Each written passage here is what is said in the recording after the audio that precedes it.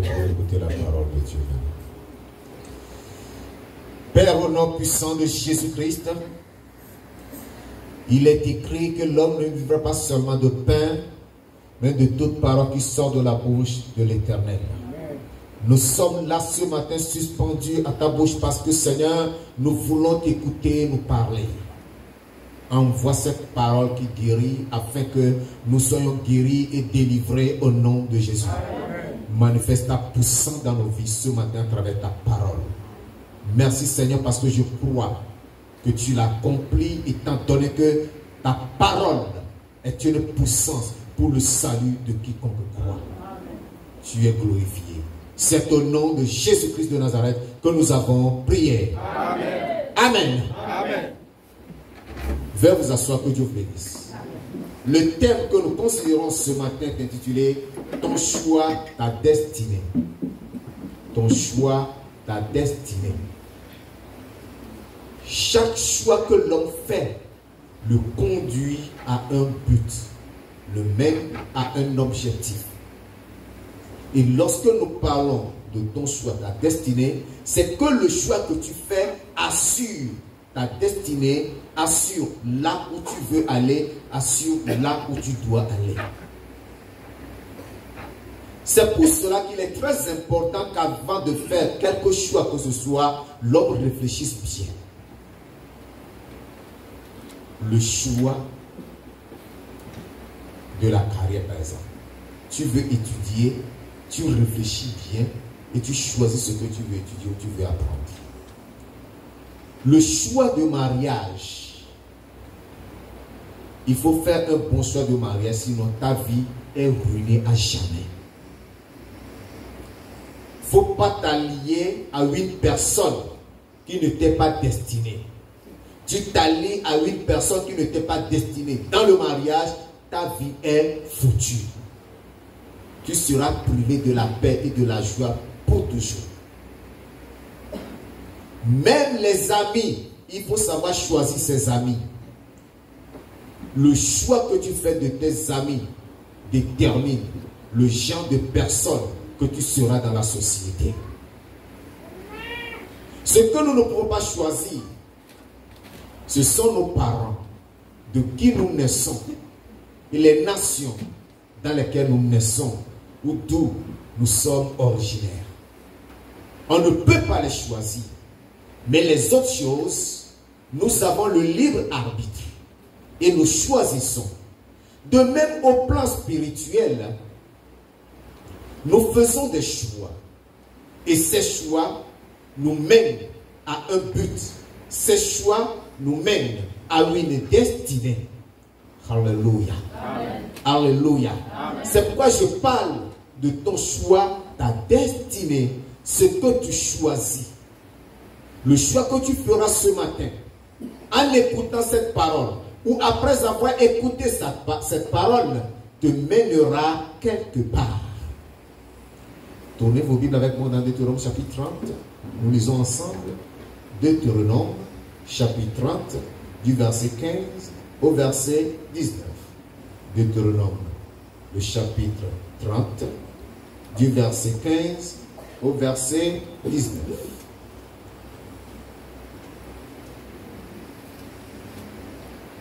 Il est écrit, et je lis, suivez bien. Vois, je mets aujourd'hui devant toi la vie et le bien, la mort et le mal. Car je te prescris aujourd'hui d'aimer l'Éternel ton Dieu, de marcher dans ses voies et d'observer ses commandements, ses lois et ses ordonnances, afin que tu vives et que tu multiplies et que l'Éternel ton Dieu te bénisse dans le pays dont tu vas entrer en possession. Mais si ton cœur se détourne, si tu n'obéis point, et si tu te laisses entraîner à te prosterner devant d'autres dieux et à les servir, je vous déclare aujourd'hui que vous périrez, que vous ne prolongerez point vos jours dans le pays dont vous allez entrer en possession après avoir passé le Jourdain. Verset 19. J'en prends aujourd'hui à témoin contre vous le ciel et la terre. J'ai mis devant toi la vie et la mort, la bénédiction et la malédiction. Choisis la vie afin que tu vives. toi et ta postérité. Alléluia. Amen. Ce texte nous révèle des propositions. Et de ces propositions que Dieu fait à l'homme, l'homme doit choisir. Tu ne peux pas choisir les deux à la fois. C'est impossible de mettre les deux ensemble. Ça ne peut pas marcher. Tu as l'obligation de choisir une seule de ces propositions ou une seule de ces décisions. Dieu te dit qu'il met devant toi la vie et le bien, la mort et le mal. Donc nous comprenons que le bien conduit à la vie et la mort et le mal conduit où? À la mort. Et dans le dernier verset que nous avons lu, le verset 19, il nous dit que j'ai mis devant toi la vie et la mort, la bénédiction et la malédiction. C'est-à-dire, chaque chose est son contraire. Le contraire de la mort, c'est la vie. Le contraire de la vie, c'est la mort. Dieu te propose la vie et la mort. Il te propose également la malédiction, qui est le contraire de la malédiction. La bénédiction plutôt, qui est le contraire de la malédiction. Et tu as à opérer un choix. Qu'est-ce que tu dois choisir? Ce choix qui a été, ou bien auquel Israël a été soumis dans ce passage que nous lisons, nous a été réitéré par le Seigneur Jésus-Christ dans l'évangile de Matthieu au chapitre 7. Quelqu'un dira non, ça n'engage que les enfants d'Israël. Non, ça n'engage pas que les enfants d'Israël, mais ça t'engage aussi. Tu dois faire un choix. Matthieu chapitre 7, je lis les versets 13 et 14. Entrez par la porte étroite, car large est la porte, spacieux est le chemin qui mène à la perdition, et il y en a beaucoup qui entrent par là. Verset 14. Mais étroite est la porte, resserrez le chemin qui mène à la vie, et il y en a peu qui les trouvent. Alléluia. Amen. Ici, le Seigneur nous présente deux voies, ou deux chemins, ou deux routes, avec leurs portes. La voie étroite, ou le chemin étroit, ou la route étroite, avec sa porte resserrée, rétrécie, sa petite porte, qui mène à la vie. De l'autre côté, c'est le chemin large, la route vaste, ce boulevard sur lequel tout est permis, rien n'est interdit, avec sa grande porte largement ouverte, mais qui mène à la perdition ou à la ruine, à la destruction. Mais jusque-là, Dieu ne demande pas à l'homme de choisir tel ou tel, forcément. Dans Deutéronome, nous avons lu, il a dit, choisis la vie afin que tu vives. C'est un ordre, mais cependant, Dieu ne t'oblige pas. Parce qu'il t'a présenté les conséquences de chaque choix. Conséquences de la mort et de la malédiction, conséquences de la vie et de la bénédiction. Ici également, les conséquences ou la destinée du chemin étroit et du chemin large. L'homme a le choix. Le Seigneur nous dit que par la porte large qui accède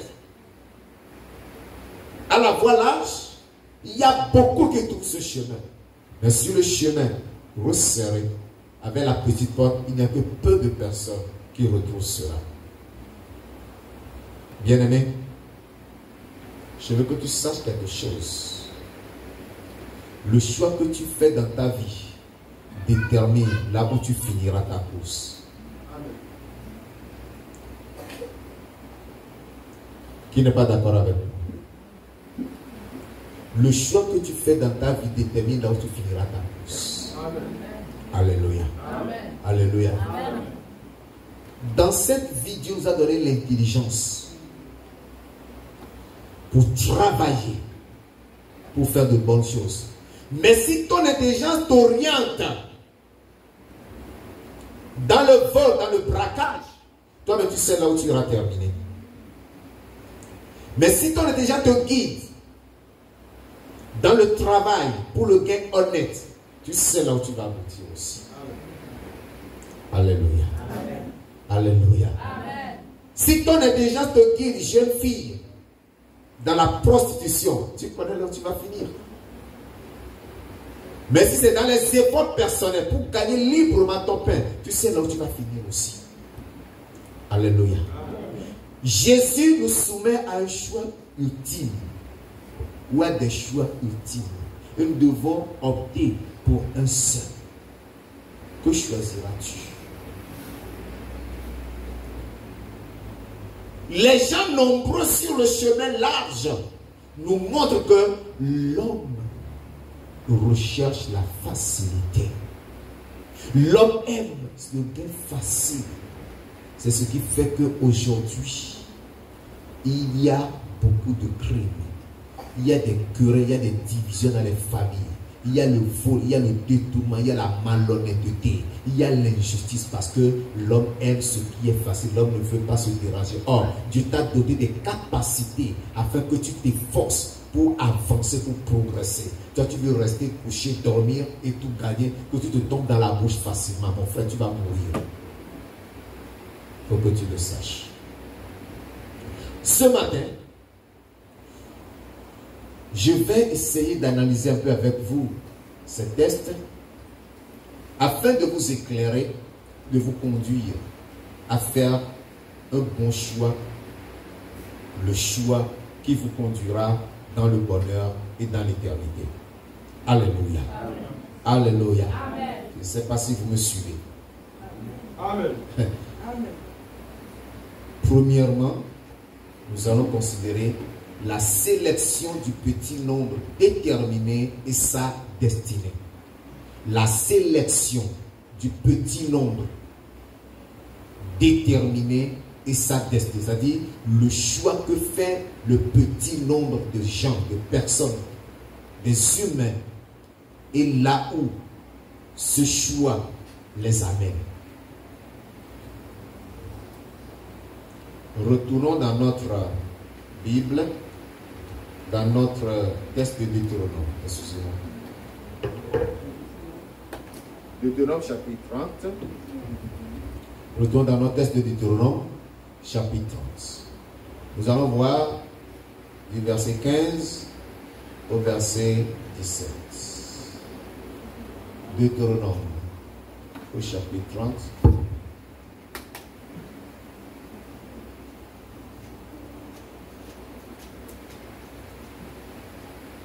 Deutéronome chapitre 30, verset 15 au verset 17.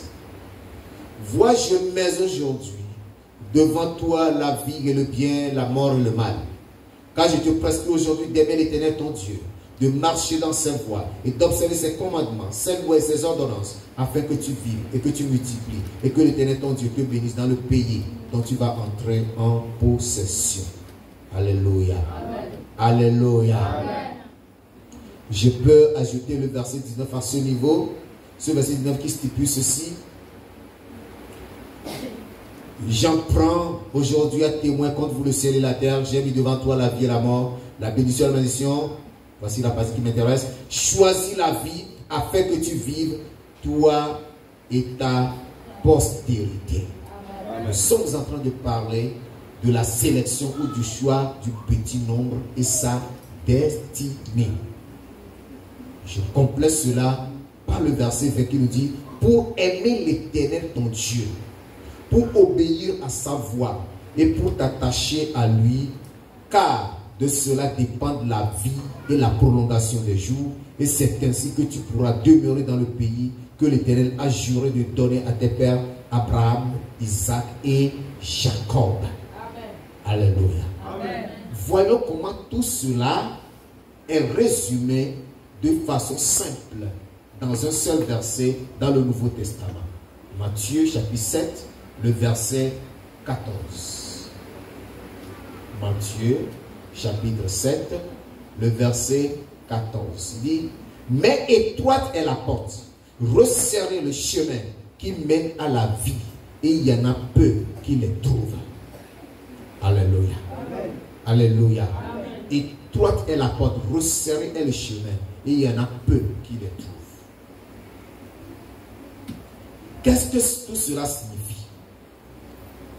Peu qui le trouve, c'est le petit nombre qui a la volonté, le désir et l'amour de plaire à Dieu. Tous les autres, dont je vais parler après, ont l'amour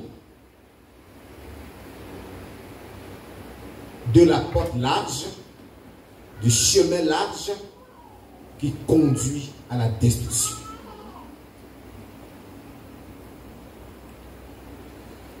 Le petit nombre ici, c'est ceux-là qui ont choisi de suivre Jésus-Christ. Alléluia. Amen. De l'autre côté, il a dit, je te prescris d'obéir à l'Éternel et de mettre en pratique ses commandements, ses lois et ses ordonnances. Amen. Cela est trop difficile pour l'homme, au point que l'homme rejette ce choix pour aller s'agripper à l'autre choix, qui est un choix malsain, un choix malveillant qui conduit à la destruction. Or, ce que Dieu veut, c'est que tu aies la vie, c'est que tu sois sauvé, c'est que tu sois heureux. Le petit nombre, ce sont ceux-là qui se sont engagés à obéir à Dieu. Mon frère, ma soeur, ne me dis pas que tu viens à l'église. Venir à l'église ne fait pas de toi celui-là qui fait partie du petit nombre, qui s'est engagé à suivre Jésus ou qui s'est engagé à obéir à Dieu. Non, il faut que tu le saches. Il faut que tu le saches. Venir à l'église ne te qualifie pas ainsi. Ce que nous disons, c'est que tu abandonnes ta vie à Dieu. Que tu mettes ta vie dans le moule de Dieu pour que Dieu puisse te mouler.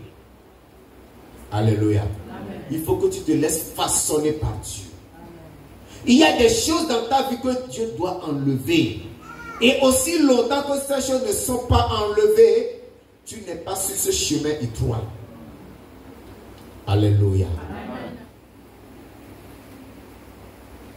Il faut que Dieu enlève la colère.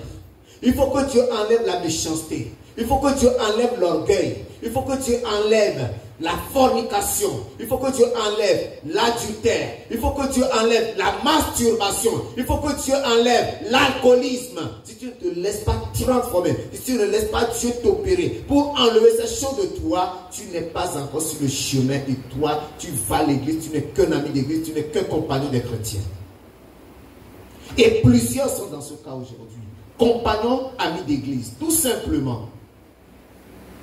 Ils sont eux qui font plus de bruit dans l'église.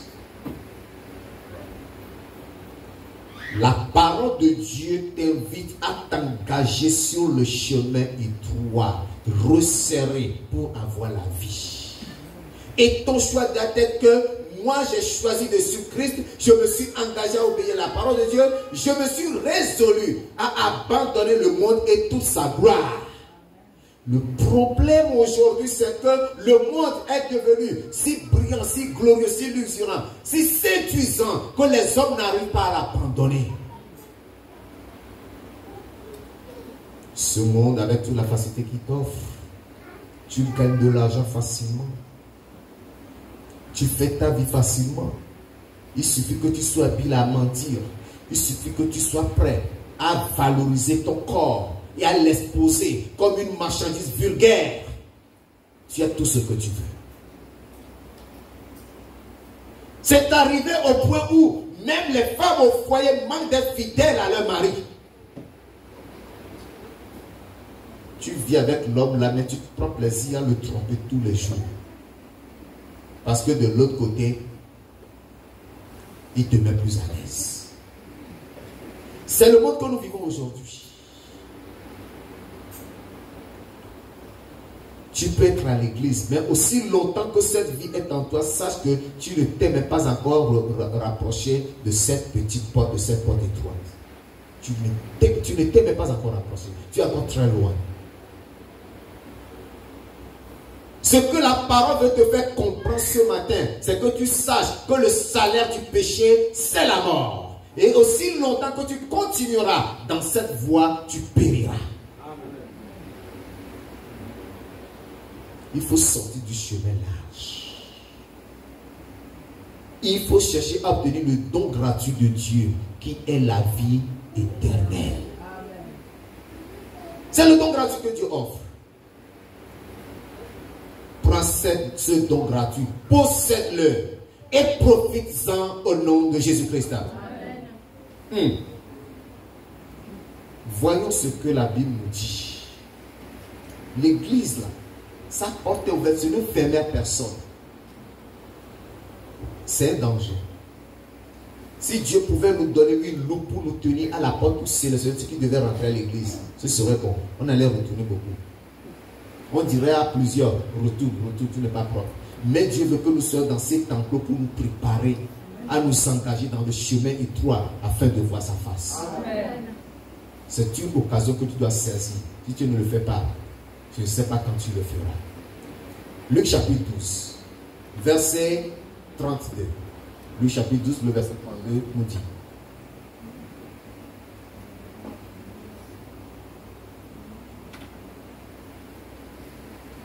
ne crains point, petit troupeau, car votre Père a trouvé bon de vous donner le royaume. Alléluia. Regardez le choix du petit nombre. Est-ce que la parole de Dieu nous a dit ne crains point, grand troupeau? Qu'est-ce que la parole dit? Ne crains point, petit troupeau. Alléluia. Amen. Ce qui voudra dire que lorsque tu t'attends à aller adorer dans une église où il y a la foule, où tu veux faire partie de la masse, c'est que tu es en train de t'éloigner de la vérité. Tu es en train de t'écarter du chemin étroit qui va te conduire à la vie éternelle. Lorsque tu vois la masse se précipiter quelque part, tu dis oui, là c'est bon, là c'est le bon, là c'est le vrai. Quand tu suis cette masse, tu es perdu. Et c'est ce qui se passe aujourd'hui. J'ai évangélisé des gens qui m'ont dit non, la mort de masse là, quand vous êtes nombreux à mourir du coup là, c'est très bon même. Nous préférons aller mourir là-bas. Non, c'est pas, je ne serai pas seul à aller en enfer, nous serons nombreux. Là, c'est bon, c'est intéressant. Mais chacun souffrira pour lui-même. Alléluia. Amen. Alléluia. Amen. Chacun portera son propre fardeau. Vous savez, le chemin qui conduit à la vie éternelle est défini comme un chemin étroit. N'est-ce pas? Chemin étroit, resserré. Cette porte-là. Vous savez pourquoi? C'est un chemin effilé sur lequel on ne peut pas marcher de front. Vous comprenez ce que c'est marcher de front? Hein? Je vais vous montrer ce que c'est marcher de front. Viens. Mets-toi ici. Marcher de front. Avance. Là, nous marchons de front. D'accord? Personne ne dépasse l'autre. Nous sommes sur la même ligne et nous avançons. Or, si ce chemin, ce que Dieu veut de nous, c'est que nous marchions à la queue leu. L'un devant l'autre. D'accord? On se suit. Parce que le chemin est très effilé. Deux personnes ne peuvent pas marcher de front. Marcher de front veut dire, ça c'est la réalité que je vais montrer. Mais cela voudra dire que tu ne peux pas porter la désobéissance sur ce chemin. Hein? La désobéissance, c'est un sac en bandoulière. Sur ce chemin, c'est tellement effilé que tu vas faire l'église, tu vas tomber dans le ravin. Le mensonge, c'est un sac en bandoulière que tu portes, qui te tire vers la ruine. La fornication, c'est un sac en bandoulière que tu portes. Comme ça, là. Ça te déséquilibre et tu tombes dans la fosse. La méchanceté, c'est un sac à bandoulière que tu portes qui te tire dans la fosse. Plusieurs disent qu'ils ont quitté ce chemin, mais ils ont encore le fardeau qui pèse sur eux. Ils ne sont pas prêts à abandonner le péché pour s'engager pied sur la route. Ce sont des malheureux. Comment tu vas être dans l'église, tu vas écouter la parole, mais ta vie ne change pas, tu ne veux pas laisser ta vie changer. Tu es semblable à cette vieille maman qui sort du champ, que trouve un jeune homme à bord de sa voiture et qui l'a fait monter avec son père. Il dit, oh maman, vraiment c'est trop lourd, je vais t'aider un peu, je vais te dévancer. Moi dans la voiture. Maman, moi dans la voiture. Le jeune homme au volant de sa voiture pense que maman a déposé son fardeau. Le jeune homme se trouve pour regarder dans l'autre visage, regarde maman dans la voiture, le fardeau encore sur la tête. Oh maman, dépose ton fardeau. Non, mon fils, tu m'as rendu énormément de services, je ne peux plus te donner cette charge-là. Je préfère le porter. C'est comme ça que plusieurs sont dans l'église aujourd'hui. Tu es dans l'église, mais tu caresses le péché. Tu es dans l'église, mais ta vie ne veut pas changer. Tu n'es pas encore sur le chemin droit. Décharge-toi de ce fardeau pour être libéré. Amen. Alléluia. Amen. Viens et marche sur le chemin de toi. Pour avoir la vie éternelle. Amen. Alléluia. Amen. Donc, le petit nombre qui trouve ce chemin, c'est ce petit nombre qui s'est déterminé à porter chaque jour la croix de Christ. Alléluia. Amen. Il a dit, si quelqu'un veut venir après moi, qui renonce à lui-même et qui se charge de sa croix. Si tu n'es pas prêt à supporter les souffrances liées à ta conversion, au changement de vie, à ton nouveau choix, tu vas abandonner, tu vas retourner à l'ancienne vie. Et c'est ça le problème de plusieurs aussi. Ils ne sont pas prêts à abandonner l'ancienne vie pour s'engager entièrement dans la voie de la vérité pour le salut de leur âme. Mon frère, où vas-tu? Est-ce que Dieu t'a dit la date où tu mourras? Dieu ne te l'a pas dit. Si tu connaissais ta date de naissance, tu saurais quand tu mourras. Malheureusement, tu ne connais même pas ta date de naissance. Tu ne connais pas ta date de naissance. Ce sont des hommes qui ont dit, c'est écrit sur un bout de papier. Quand tu grandis, on te dit, bon voilà, tu es né un jour. Tu ne connais pas. Est-ce que ces hommes te disent la vérité? Hein? Sinon, toi-même, tu aurais été au courant de ta date de naissance. Tu aurais connu ta date de naissance. Toi-même, tu l'aurais connu le jour où tu naissais. Mais tu n'en connais rien, tu n'en sais rien. Ce sont les hommes qui te le disent.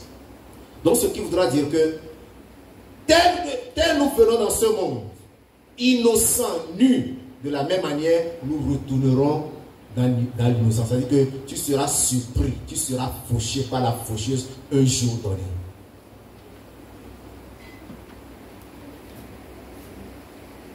J'ai connu des frères dans la foi. Hier, on en a enterré deux. Il y avait un même qui était mon professeur d'allemand. On l'a enterré hier. L'autre, on était dans la même église. C'est-à-dire, on priait dans le même lit. On a enterré deux hier. Ils n'étaient pas avertis. Ils n'étaient pas prévenus. C'est venu comme ça, ils sont partis. C'est pour te dire que même moi là, à l'heure où nous sommes, il est presque 11 h dans quelques secondes, je tiens ce micro, je te parle. Peut-être à 11 h 05 tu apprendras qu'il est tombé, il n'est plus. Le reste c'est entre Dieu et moi. Je dis, mon c'est notre pasteur, ils ont marché. C'est compliqué, hein? C'est pourquoi je prie chaque jour, Seigneur, aide-moi. Aide-moi, la grâce. Je peux demander la grâce. Mais si toi, tu n'as pas cette conscience de dépendre de la grâce, de demander la grâce, de demander le soutien de Dieu, tu vis comme si la vie t'appartient, tu fais tout ce que tu veux, tu seras désagréablement surpris. Viens sur le chemin étroit. Engage-toi sur le chemin étroit pour avoir la vie éternelle au nom de Jésus-Christ. La sélection de la masse insouciante et sans et son point de chute, voilà. La sélection de la masse insouciante et son point de chute. C'est-à-dire le choix. Que fait le plus grand nombre de personnes? Ce choix. Et là où ça les amène. Le choix que font les hommes. Et là où ce choix les amène. J'ai beaucoup parlé au premier point, j'ai touché ce deuxième point. Mais je tiens à porter quelques précisions à travers quelques passages que je vais lire et faire un petit résumé et aller au point suivant. Retournons dans Deutéronome, chapitre 30, versets 17 et 18. Deutéronome, chapitre 30, versets 17 et 18.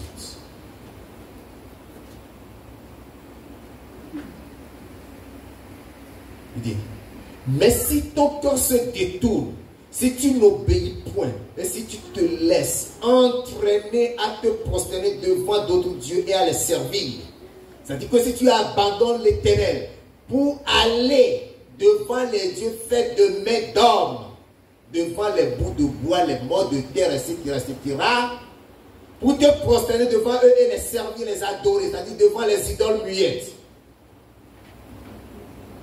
Le verset suivant dit, je vous déclare aujourd'hui que vous payerez, que vous ne prolongerez point vos jours dans le pays dont vous allez entrer en possession après avoir passé ce Jourdain.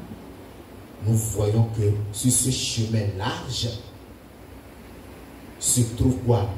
La mort, la destruction éternelle. Alléluia. Amen. Toi qui es à la recherche des prophéties, des révélations, rassure-toi que tu as d'abord la vie éternelle. Alléluia. Amen. Jésus nous dit, recherchez premièrement le royaume de Dieu et sa justice.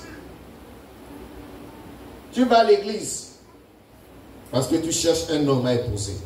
Un homme sérieux, parce qu'on dit que les chrétiens sont sérieux, les chrétiens ne font pas de problème à leur femme. Et tu cours à l'église, je cherche à épouser un chrétien. Et tu te fais remarquer pour être épousé. Mais ton cœur n'est pas changé. Qui va te donner ce mari-là?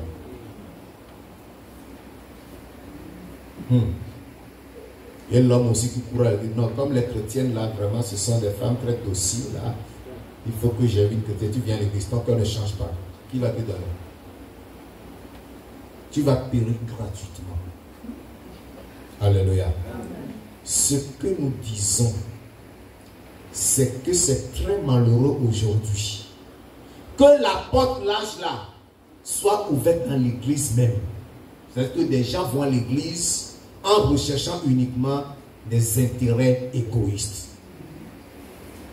Pas pour être chrétien, pas pour être régéré, pas pour devenir disciple de Jésus-Christ. Toi, mais tu sais ce qui t'a amené à l'église. Hein? Moi, je sais ce qui m'a amené à l'église. Hein?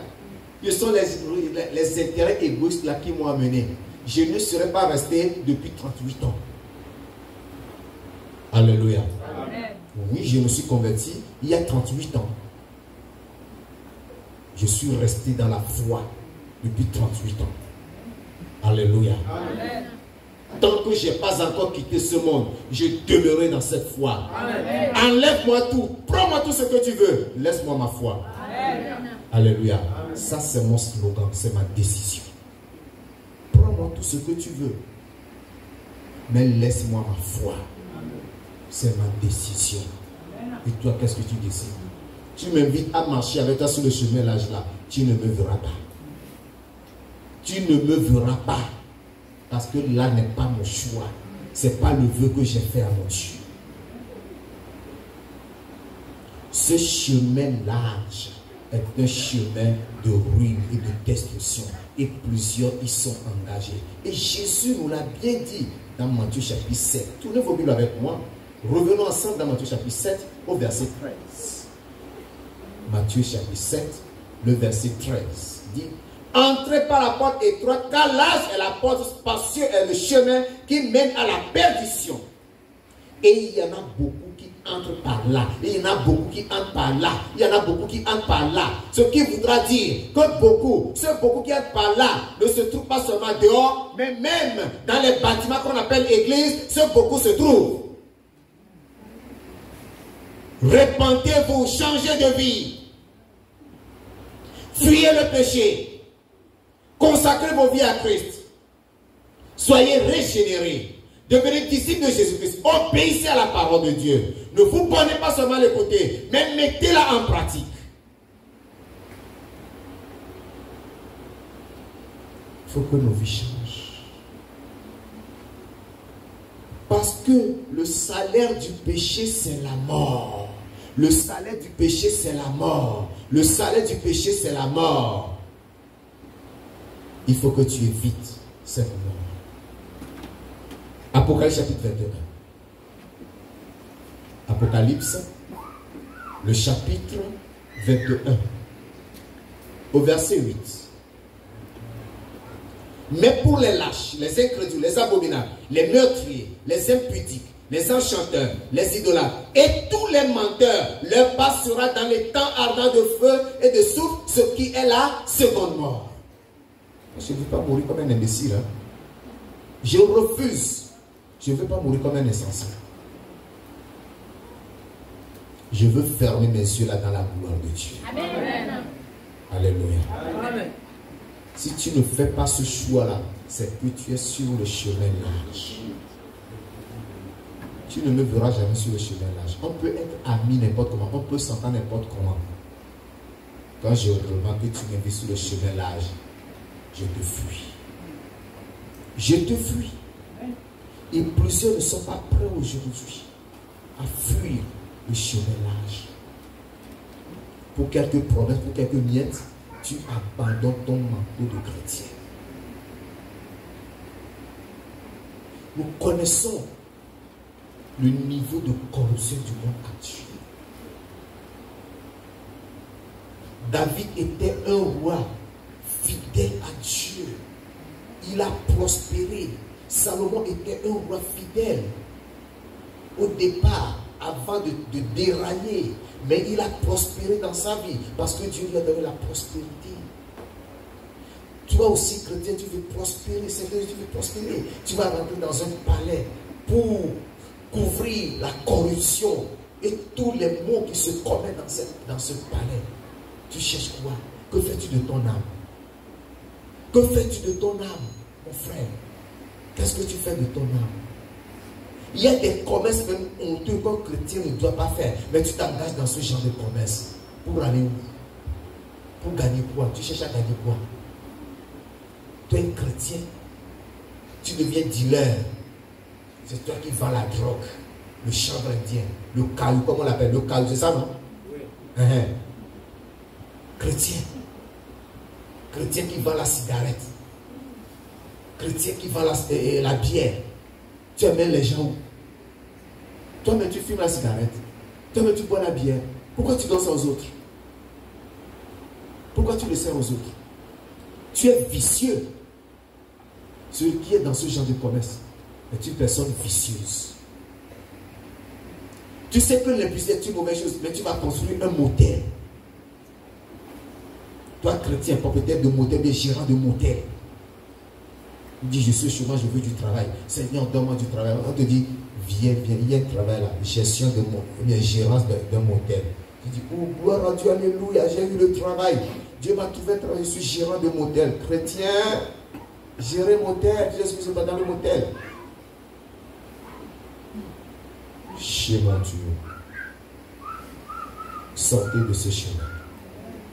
La Bible nous dit que tous ceux-là qui abandonnent le Seigneur et s'engagent dans cette voie, leur part sera dans les temps ardents de feu et de soufre, ce qui est la seconde mort. Verset 27. Apocalypse 21, verset 27 qui dit: il n'entrera chez elle rien de souillé, ni personne qui se livre à l'abomination et au mensonge. Il n'entrera que ceux qui sont écrits dans le livre de vie de l'agneau. Tu te livres à l'abomination, bien-aimé. Tu es sur le grand chemin, le chemin large, la voie large. Tu ne pourras pas rentrer dans le royaume de Dieu. Ta place sera dans le feu de l'enfer, dans ce feu qui ne s'éteint pas. Chapitre 22, oui, chapitre 22, le verset 15, qui dit, pourquoi chapitre 22, le verset 15 qui dit, dehors les chiens. Là, tu vois comment tu as qualifié. Parce que tu es sur la voie large, tu es devenu quoi? Un chien. Dehors les chiens, les enchanteurs, les impudiques, Les enchanteurs sont ceux-là qui font la magie, la sorcellerie, les fétiches, tout ce monde-là. Les impudiques, ceux-là qui se livrent à toute forme de péché sexuel.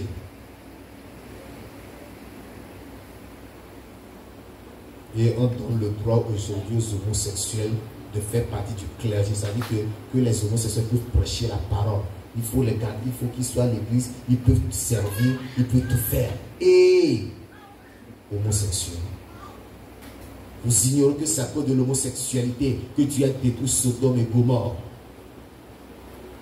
Ce n'est pas parce que nous sommes sous la grâce que les homosexuels vont se permettre de faire quoi que ce soit dans la maison de Dieu. Ils n'ont même pas le place dans l'église. Sauf s'ils se convertissent, qu'ils abandonnent cette pratique-là. L'impudicité. Les zoophiles, ceux-là qui font l'amour avec les animaux. Les gens comme ça sont dans l'église. Leurs femmes, c'est leurs chiens. Leurs femmes, c'est leurs chevaux. Leurs femmes, ce sont leurs animaux de compagnie. Abomination. Les impudiques. Les impudiques. Des chrétiens, des couples mariés impudiques. Vous vous livrez à la fellation. C'est de l'impudicité. Ne me dites pas que c'est parce que vous êtes marié, vous êtes libre de faire de votre corps ce que vous voulez. Non, c'est de l'impudicité. Tu commets l'impudicité dans ton lit conjugal. Non, laissons les fornicateurs, les adultères de côté. Il faut que les chrétiens se disent la vérité. Toutes ces pratiques anormales de la sexualité constituent l'impudicité. Il faut que tu le saches, que tu arrêtes. Sinon tu seras surpris d'être compté parmi les impudiques en enfer. Les meurtriers, ceux qui tuent les autres, ceux qui commettent l'infanticide, qui tuent les enfants, ceux qui commettent l'homicide, qui tuent les hommes, par empoisonnement, par fusillade, par quoi, je ne sais pas moi, par poignard, oh, c'est pas moi, je ne sais pas comment parler ce français. Vous poignardez, vous piégez les gens, en tout cas. Et que dirais-je de ceux qui commettent les avortements? Tu ne veux pas d'enfant, fais bien tes gens. J'ai dit quoi? Il ne faut pas les tuer. Même si c'est 2 semaines et que tu vas boire quelque chose pour enlever ça, tu as commis le meurtre. Tu es meurtrière, ma soeur. Tu es meurtrier, mon frère. Tu ne veux pas d'enfant, croise bien tes cuisses. Ça peut vous faire rire, c'est la vérité. Amen. Tu as écouté, va y faire-le encore. Si tu vis là, reviens me dire que tu l'as fait, tu vis. Les idolâtres, là, pas de détails. Vous connaissez ce que c'est. Tu dis non, moi je ne suis pas dedans, non, ce sont les choses des ancêtres. Ce sont les reliques qu'on m'a confiées. Les reliques. Tu deviens gérant des reliques. Tu dis que tu n'es pas idolâtre. Tu vampes même. Tu dis que non, tu es chrétien. Mais il y a beaucoup qui vampent, qui sont des anciens d'église, qui sont des diacres dans les églises, qui sont même des pasteurs. Ils vampent parce qu'ils ont les reliques. Ils vont vamper dans les églises. Si je te connais, je vais te lever comme ça dans l'église. Tu vois, lui là, c'est un vampire vrai. Gloire à Dieu. Gloire à Dieu. Que le Seigneur nous aide à sortir de ce chemin. Amen. Alléluia. Amen. Et quiconque aime et pratique quoi? Le mensonge. Le mensonge. Aucun menteur n'héritera le royaume de Dieu. Tous les menteurs sont sur le chemin large. Tous les menteurs vont droit en enfer. Bien aimé.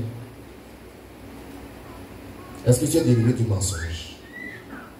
Toi qui mens comme on respire là, est-ce que tu en es délivré? Cherche la délivrance du mensonge pour avoir la vie éternelle. Dernier point. La séduction de l'apparente sainteté sans le salut. La séduction de l'apparente sainteté sans le salut. Ça, c'est le dernier point. Et que la tromperie, le mensonge d'une sainteté que tu affiches extérieurement, que tout le monde voit, la sainte sœur, oh le saint frère, oh le chrétien sanctifié, alors que tu n'es même pas sauvé. C'est de ça que je veux te parler. La séduction de l'apparente sainteté sans le salut. Matthieu chapitre 7, verset 13. Matthieu chapitre 7, le verset 13. Entrez par la porte étroite, car large est la porte, spacieux est le chemin qui mène à la perdition, et il y en a beaucoup qui entrent par là. Large la porte, spacieux le chemin qui mène à la perdition, et beaucoup entrent par là. Beaucoup entrent par là, et toi aussi qui te dis chrétien, tu as ce désir, tout simplement parce que tu ne peux pas le devenir. Tu réunis ce qui en fait la force, tout ce qui doit te permettre d'être pieux dedans et dehors. Tu l'as rejeté. Tu as rejeté la correction de la parole. Tu as rejeté la correction du Saint-Esprit. Tu aimes la piété. Tu as la parole de la piété, mais tu réunis ce qui fait la force de la piété. Tu réunis la chicotte de Dieu pour te soumettre, pour obéir, pour laisser Dieu te dépouiller du vieil homme. Tu ne supportes pas. Quand bien même on reconnaît le moine par son habit, l'habit ne fait pas le moine. Le français est trop fort. Hein? Le moine, hein, ce sont des religieux consacrés qui vivent à part. Ok? Eux, pour eux, là, c'est seulement adorer. Tu vas même, on ne bagarre pas, on ne pose pas. C'est le temps de prière qu'on se voit pour prier. Après la prière, chacun prend sa route. Chacun continue sa prière. Ceux-là, ils ont des habits spéciaux par lesquels on les reconnaît. D'accord? C'est pourquoi on dit que l'habit ne fait pas le moine. C'est-à-dire qu'il ne te suffit pas de t'habiller comme un moine pour qu'on dise que tu es un moine. Hein? Malheureusement, dans l'église, surtout dans nos églises de la sainteté et du dépouillement aujourd'hui là, c'est ce qui se passe. On s'habille décemment de la tête aux pieds pour montrer qu'on est chrétien. Mais en réalité, le cœur n'a pas été transformé. Le cœur n'a pas été touché. Il n'y a pas la nouvelle naissance. Il n'y a pas la conversion. Il n'y a pas la vie de piété. Il n'y a pas la crainte de Dieu. Ce dépouillement que nous enseignons est trompeur. Je vais vous dire la vérité aujourd'hui. Et il y en a qui font peur aux gens avec ça. Donc quand tu rentres là, ils sont debout devant la porte. On te voit avec le vêtement, on te prend, on enlève les vêtements que tu rentres. Tu as les rouges, alors on efface avant que tu rentres. Ce n'est pas ça.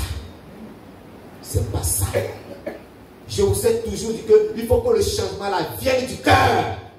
Si ça ne sort pas du cœur, c'est nul. Que la transformation s'opère d'abord dans ton cœur. Que le changement de vie s'opère dans ton cœur avant de s'extérioriser à travers ton habillement. Alors là, tu es un vrai chrétien, sanctifié. Alléluia. Que cherchez-vous, que voulez-vous que je vous dise?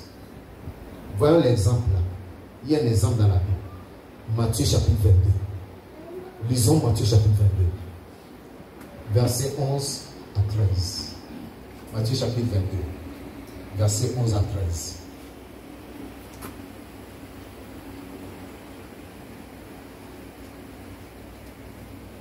Il dit, le roi entra pour voir ceux qui étaient à table. Et il aperçut là un homme qui n'avait pas revêtu un habit de noces. Il lui dit, mon ami, comment es-tu entré ici sans avoir un habit de noces? Cet homme eut la bouche fermée. Alors le roi dit au serviteur, liez-lui les pieds et les mains et jetez-le dans les ténèbres du dehors, où il y aura des pleurs et des grincements dedans. Alléluia. Voilà quelqu'un qui va au mariage, qui va aux noces, sans avoir la tenue de noces, mais qui est rentré dans la salle de noces malgré la vigilance des surveillants. C'est ce qui se passe dans les églises de la sainteté aujourd'hui. Ils s'infiltrent avec leur sorcellerie.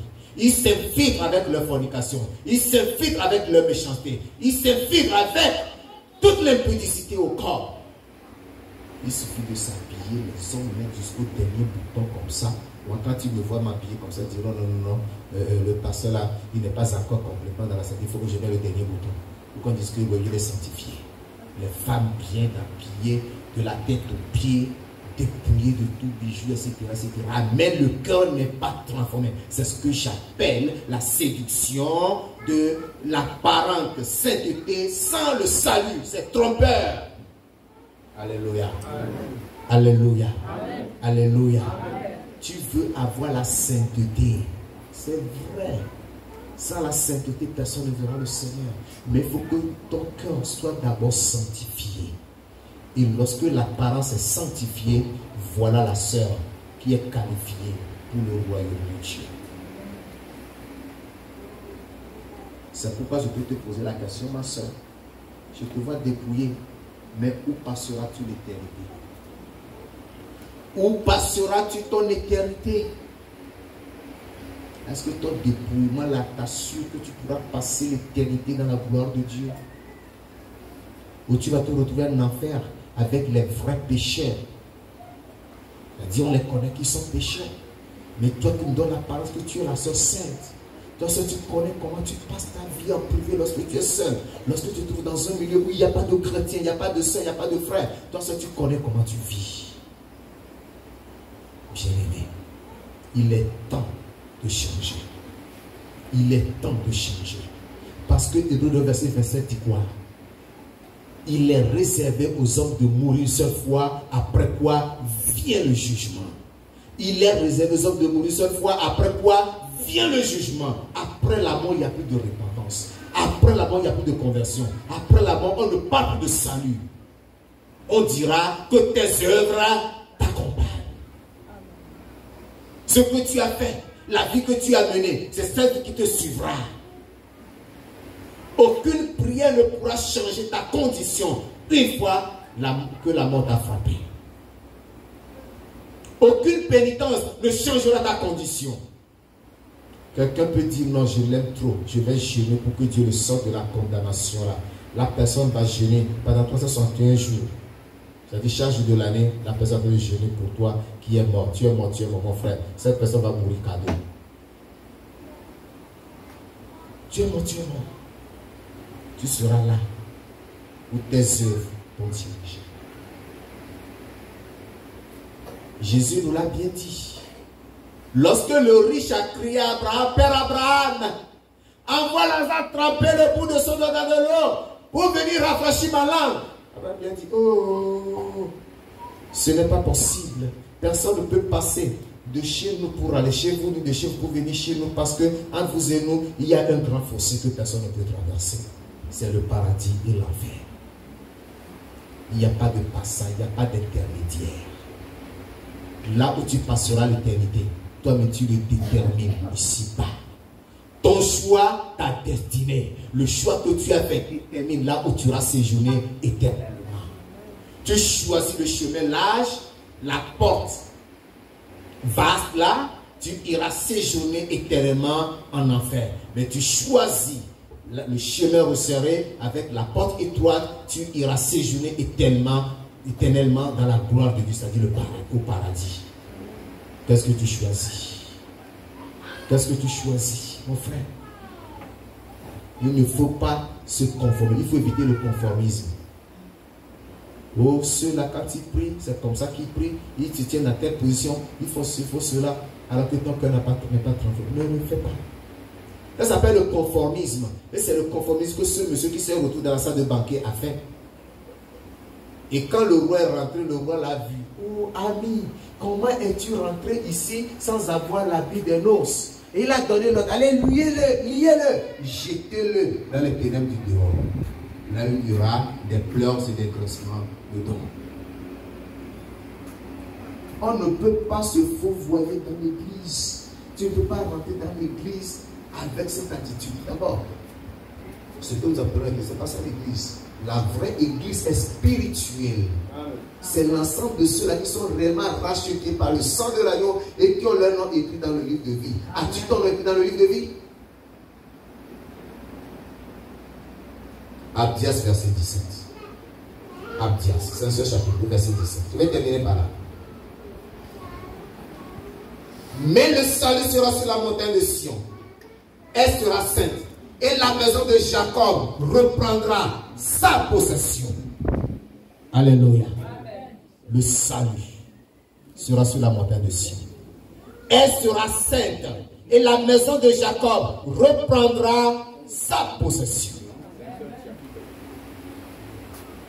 Abdias, verset 17. Il faut que tu ailles au sommet de la montagne de Sion ce matin.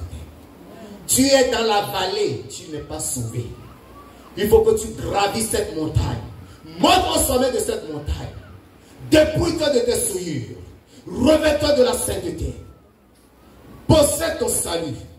Possède la vie sanctifiée. Possède la consécration à Dieu. Et saisis la vie éternelle. Amen. Alléluia. Amen. Lève-toi ce matin. Et dis au Seigneur, Seigneur, je veux gravir cette montagne. Je veux aller au sommet de cette montagne. Je ne veux pas rester dans la vallée. Et tiens ma main. Amène-moi au sommet de cette montagne de Sion ce matin. Parle au Seigneur, mon frère bien-aimé. Parle au Seigneur, ma soeur. Remets ta vie entre les mains de Dieu. Remets ta vie entre les mains de Dieu. Dis, Seigneur, assez longtemps j'ai séjourné dans la vallée. Mais aujourd'hui, je sors de cette vallée. Je gravis la montagne. Que la montagne soit raide. Que la montagne soit escapée. Seigneur, avec ton aide, je monterai. Avec ton secours, je monterai. Oh, mon frère. C'est comme ça que tu montes?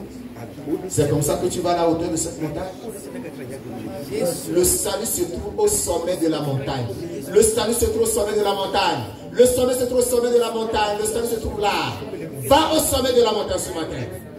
Va au sommet de la montagne de Sion. Dépouille-toi. Débarrasse-toi de tout ce qui t'entrave, de tout ce qui t'empêche de monter. Rejette tout ce qui t'empêche d'aller au sommet de cette montagne. Rejette tout cela. Ce péché, cette souillure, cette iniquité. Rejette-la, rejette-la, rejette-la. Cette vie que toi-même tu mets, tu sais que c'est une vie tordue. Rejette-la ce matin. Monte au sommet de la montagne. Prends cette possession. Possède tes possessions. Reprends ce qui t'appartient. La vie t'appartient. Le salut t'appartient. Récupère le salut en Christ ce matin. Récupère la sanctification. Dis non à l'impudicité. Dis non à l'impureté. Dis non au mensonge. Dis non à la méchanceté. Dis non au vol. Dis non à la rancœur. Dis non au manque de pardon. Dis non à la violence. Viens à Jésus. Viens à Jésus. Viens à Jésus. Il est au sommet de la montagne. D'où il t'appelle. Monte vers lui. Saisis sa main.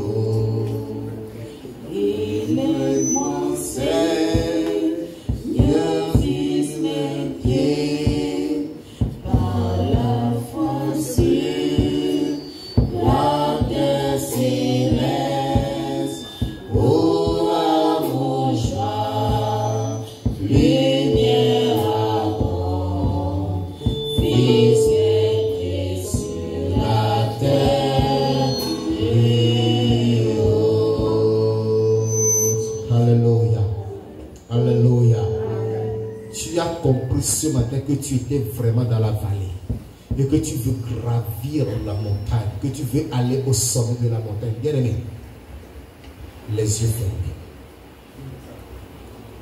C'est ton heure, c'est ton occasion de sortir de la vallée et d'accéder au sommet de la montagne, là où il y a le salut. Lève ta main, je vais prier pour toi. Lève ta main, je vais prier pour toi. Tu dois quitter la vallée. Tu dois aller au sommet de la montagne. Ô Seigneur, aide-les.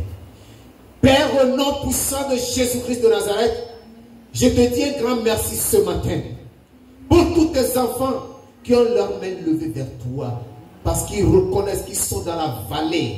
Et toi, tu les veux au sommet de la montagne.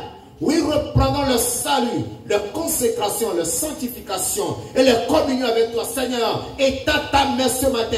Tire-les de la vallée. Amène-les au sommet de la montagne. Dépouille-les de toute méchanceté, de tout péché, de tout souillure, de toute iniquité. Révèle-les, Papa du cieux, de la robe du salut et de la sanctification, de la consécration pour qu'ils t'appartiennent afin que, Seigneur Dieu, l'héritage qu'ils avaient longtemps perdu, ils puissent le récupérer ce matin au nom de Jésus-Christ. Ceux-là qui autrefois n'avaient pas leur nom écrit dans le livre de vie, Seigneur, je plaide en leur faveur ce matin, Dieu Tout-Puissant, tout vers au terre, regard compatissant, miséricordieux, et écris leur nom dans ton livre de vie au nom de Jésus-Christ.